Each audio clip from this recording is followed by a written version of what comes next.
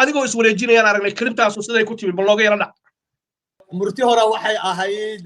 abwaan Soomaaliyeed uu qaaday hees hadda aanan xusuusanin ano something kafantaa tolaaw ya ano kabooga tolaaw kafantaa tolaas camal muxaadar weyn bay ahayd oo aan Mombasa ka dhigay oo aan runtii gabdhaha Soomaaliyeed dhalinyarada aan ku wacyigelinay ano de balaayadan wadata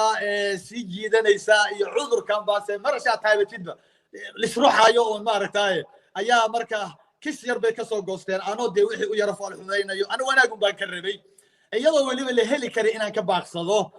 ayaa haddana maaragtay oo afka aan ka sheegay gabdhaha horaadkooda ruuxaya dambeedkooda urwa akhlaaq xumo anoo dhigi karaya ayaa waxay sameynayeen anoo u fal xumeynaya xoolo isyaaro ruuxay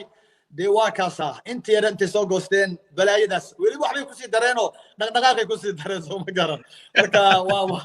marka reer TikTok waa iska taqaanaa faal xumadooda reer TikTok loo geli kara sheekh